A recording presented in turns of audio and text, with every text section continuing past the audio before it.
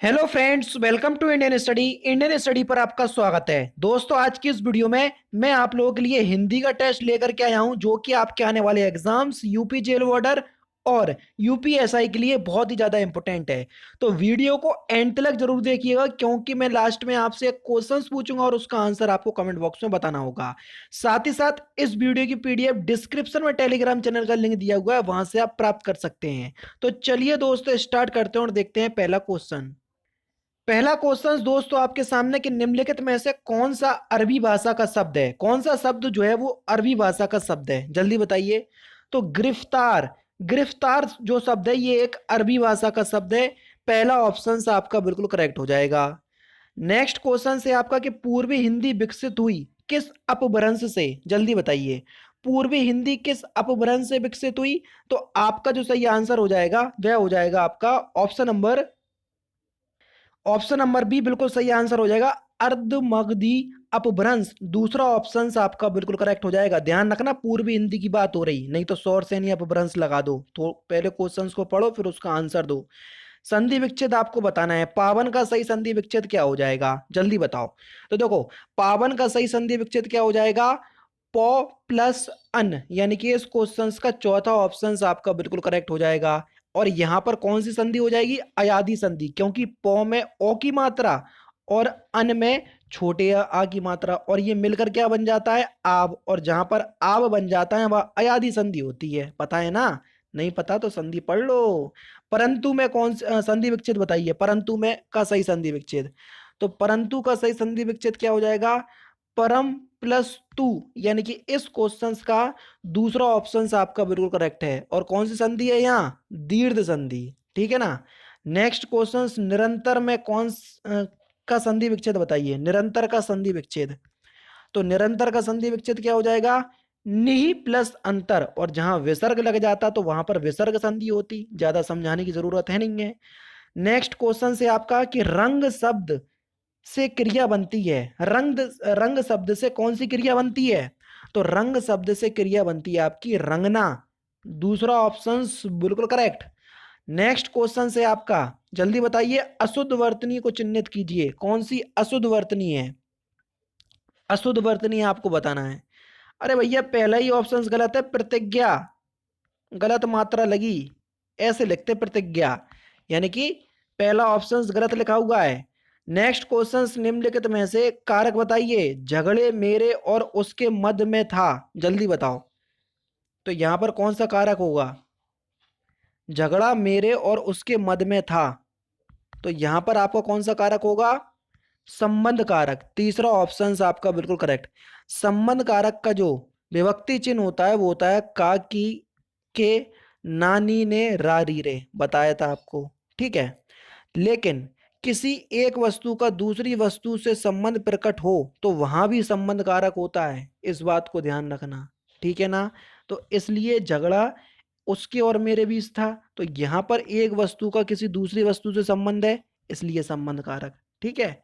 Next question, मैं काम से बाजार जा रहा या काम से जा रहा हूं, तो यहां पर से कारक चिन्ह है। और जब से कारक चिन्ह अलग होने के लिए प्रयोग होता है तो वहां पर कौन सा कारक होता है? अपादान कारक। और से कारक चिन्ह जुड़ने के लिए प्रयोग होता है तो वहां पर होता है कर्ण कारक, बताया। तो इसलिए अगर कारक की वीडियो लेकर के आना है, आप लोगों की डिमांड भी आ रही है, कारक पढ़ा दीजिए, लेकर के आने वाला हूं बहुत जल्दी। आपसे टेलीफोन पर मिलूंगा, अब यहां पर बताना है आपको कौन सा कारक है। आपसे टेलीफोन पर मिलूंगा, तो यहां पर कारक चिन्ह है से, पर नहीं सोच लेना, नहीं तो अधिकरण ठोक दो। से कारक चिन्ह है यहाँ, और जो से कारक चिन्ह, आपसे टेलीफोन पर मिलूंगा, देखो जुड़ने के लिए बात हो रही। जब एक स्थान से वो जुड़ेंगे, दूसरे स्थान से ये जुड़ेंगे, तो तभी तो बात हो पाएगी टेलीफोन पे। और जब जुड़ने के लिए से कारक चिन्ह आ जाए तो वहां पर कर्ण कारक, बताया ना। तो इसलिए दूसरा ऑप्शन बिल्कुल करेक्ट। नेक्स्ट क्वेश्चन, बे उपसर्ग का प्रयोग कहाँ अनुचित है, जल्दी बताइए। यानी कि बे उपसर्ग कौन से शब्द में है और वो शब्द जो है वो अनुचित हो, यानी कि उचित नहीं हो, गलत हो। बेफिक्र, ये तो ठीक लग रहा। बेचारा, ये भी बिल्कुल ठीक रहा। बेरोक टोक, ये भी बिल्कुल ठीक है। बेरोक टोक, यानी कि बेरोक टोक से हमें आने जाने दो। बेफिजूल, अब बताओ कहां पर गलत है? तो बे शब्द उपसर्ग का जो प्रयोग जो है वो बेफिजूल में क्या है, अनुचित है, यानी कि दूसरा ऑप्शन आपका बिल्कुल करेक्ट हो जाएगा। नेक्स्ट क्वेश्चन से आपका कि उपसर्ग रहित शब्द कौन सा है, कौन सा शब्द उपसर्ग रहित है जिसमें कोई उपसर्ग नहीं है, उपसर्ग किसी भी शब्द के आगे लगाए जाते हैं। तो देखो सुखी, सुखी में कोई उपसर्ग नहीं है, पहला ही ऑप्शन आपका बिल्कुल करेक्ट हो जाएगा। नेक्स्ट क्वेश्चन, नैसर्गिक का समानार्थक शब्द बताइए। समानार्थक का मतलब पर्यायवाची से होता है, तो नैसर्गिक का समानार्थी शब्द क्या हो जाएगा, तो आपका सही आंसर हो जाएगा प्राकृतिक। ठीक है ना, प्रकृति से उत्पन्न नैसर्गिक को बोलते हैं, प्राकृतिक संबंधी जो है इसका समानार्थी शब्द होगा। सहचर का समानार्थी शब्द क्या होगा, तो सहचर का समानार्थी क्या हो जाएगा, सखा। तीसरा ऑप्शन आपका बिल्कुल करेक्ट है। विभावरी का समानार्थक शब्द बताइए, विभावरी का समानार्थक शब्द क्या होगा, तो विभावरी का समानार्थक शब्द हो जाएगा आपका निशा। चौथा ऑप्शन करेक्ट।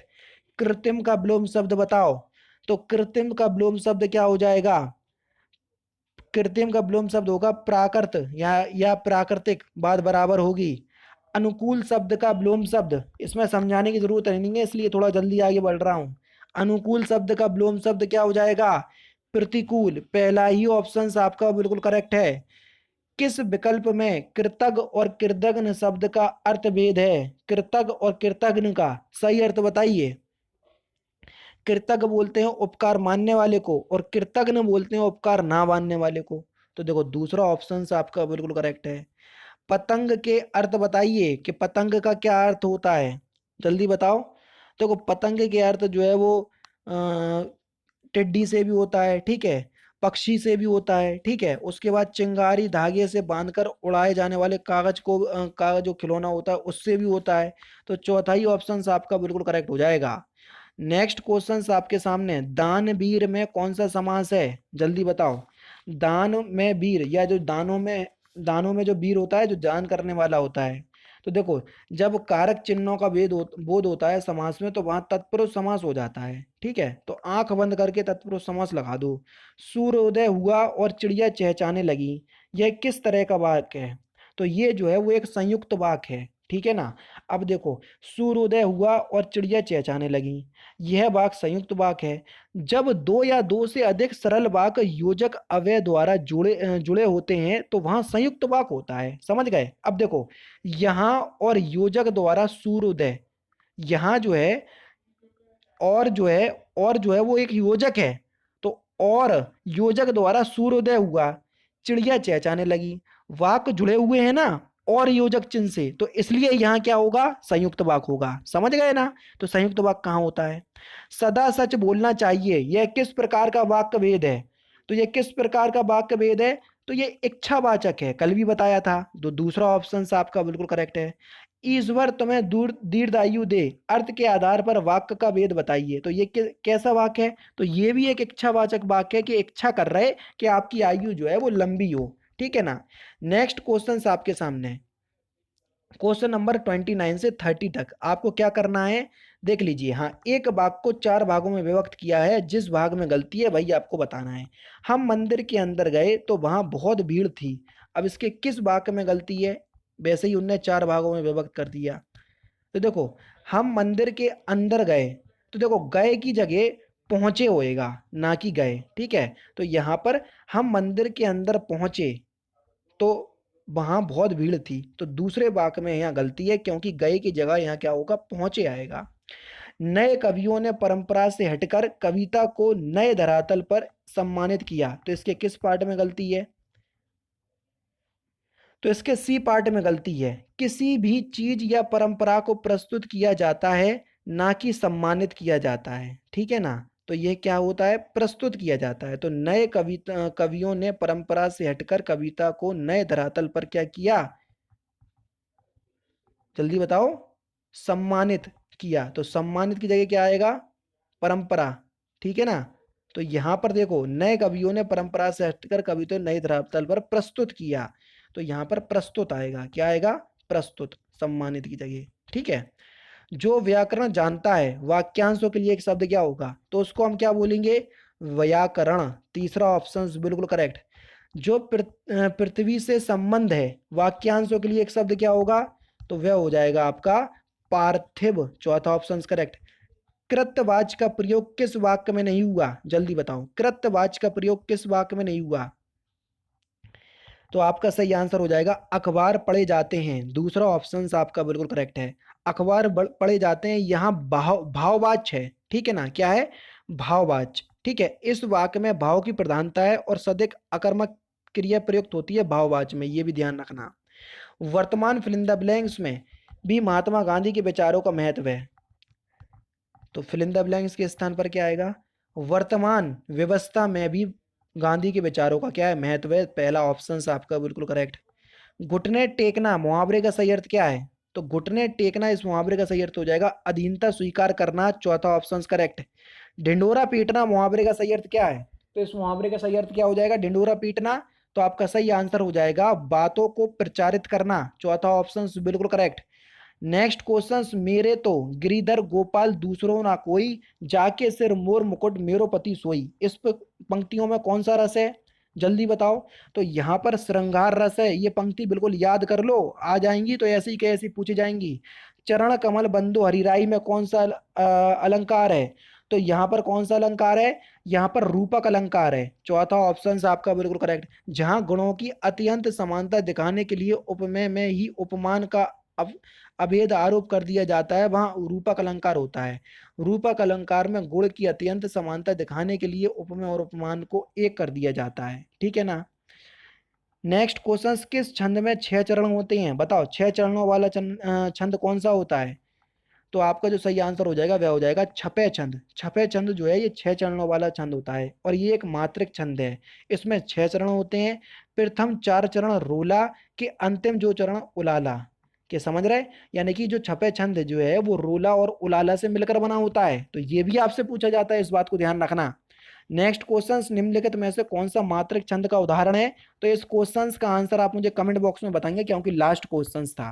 तो दोस्तों ये थे आपके 35 इंपॉर्टेंट हिंदी के क्वेश्चन, 3-4 क्वेश्चन आपके जो है वो आपके गद्यांश में जा रहे हैं, तो जाने दो, क्योंकि आप लोग आंसर नहीं देते थे इसलिए मैं हटाने लगा, क्योंकि मेरा टाइम वेस्ट होता था वहां पर आप लोगों के सामने लेकर के आओ और उसका आप आंसर देते नहीं थे। चलिए कोई बात नहीं, गद्यांश मोस्टली हो भी जाते हैं, बहुत सिंपल सा गद्यांश आता है, ठीक है ना। तो दोस्तों ये थे आपका हिंदी का टेस्ट जो कि मैंने आज की इस वीडियो में आपको कवर करवा दिया।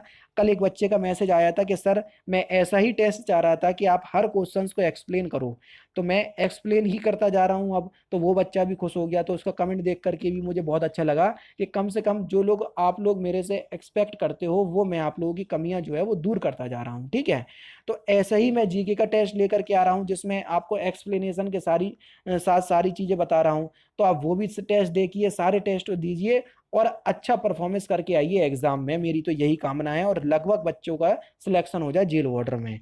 तो दोस्तों फिलहाल की वीडियो में सिर्फ इतना ही, अगर आपको वीडियो पसंद आए तो प्लीज दोस्तों वीडियो को लाइक कीजिए, शेयर कीजिए और साथ ही साथ हमारे चैनल को सब्सक्राइब करना ना भूलें, क्योंकि मैं रोजाना इसी तरह की वीडियोस आप लोगों के लिए लाता रहता हूं। नमस्कार दोस्तों, जय हिंद, जय भारत।